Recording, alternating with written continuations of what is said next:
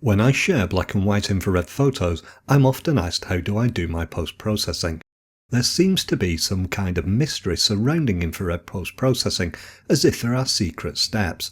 So in this video, I'm sharing my complete black and white infrared post-processing workflow.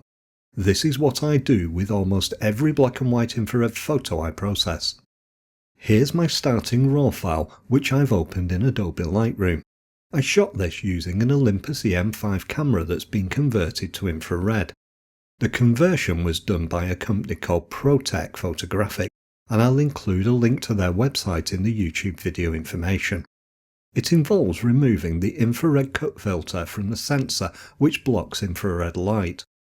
That's then replaced by an infrared filter that blocks visible light but allows the infrared light through. If you don't have an infrared converted camera, you can achieve a similar effect by using screw-in infrared filters on your lens. The advantage of having a camera converted to infrared is that you can then handhold the shots.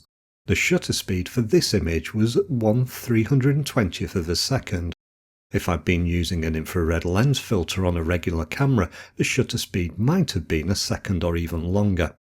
The first thing you'll probably notice about this RAW file is that it's bright red. This is typical if you have a daylight white balance set, as I've done here.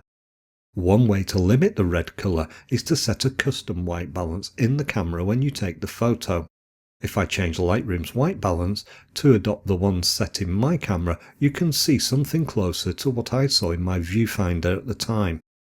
If I'm processing colour infrared photography, I like to refine the colour white balance further. But when I'm processing black and white infrared photos, I don't worry too much about it. I just want to get rid of the strong red colour cast so that I can see the detail in the image more clearly. More important to me are the details and exposure settings for the image. I've already processed this RAW file using DxO Pure RAW to ensure I've got the maximum amount of detail from the image. Pure RAW is a tool for extracting maximum quality from your RAW files. If you're not familiar with this, I'll include a link to my review of Pure RAW 4 in the YouTube video description. In terms of exposure, I want an image with most of the tones to be on the right side of the histogram. I can do this by adjusting the exposure and contrast sliders. I'll also use the black slider to ensure that there are sufficient dark tones. Then, to prevent the highlights from becoming too bright, I'll reduce the highlight slider and potentially the white slider as well. If too much of the image is made up of very bright tones, it can cause problems when converting to black and white. You'll see why shortly. Having made these changes, I then open the image in Adobe Photoshop. Although I'm using Photoshop for my workflow, you can equally use something like Affinity Photo. That's because I'm not doing any processing in Photoshop. I do all my infrared black and white post-processing using a plugin called Exposure X7. But before I open that, I first want to convert my image layer to a smart object. This will allow me to adjust the plugin effects later if I need to. After converting the layer to a smart object, I'll launch Exposure X7 from Photoshop's Filters menu. Before I go any further, I just need to reset the adjustments because I have exposure set to automatically apply my last edits to the image. Now, Exposure X7 comes with a lot of editing tools we can apply to our images, along with hundreds of film presets. These presets include some extremely good black and white infrared simulations. It's these that I rely on to produce the infrared look in my images. You see, although I shot the image with an infrared camera, digital infrared doesn't produce some of the effects that we see with infrared film. One of these that's commonly associated with infrared and that I love is called halation. This causes the bright areas of the image to look as if they're glowing.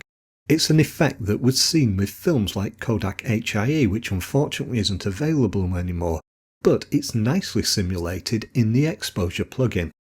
If I move my mouse over the different black and white infrared films, you can see a preview of their effect. I can then click the one that I want to use. In this case, I'll pick the Kodak HIE conversion with the grain turned off.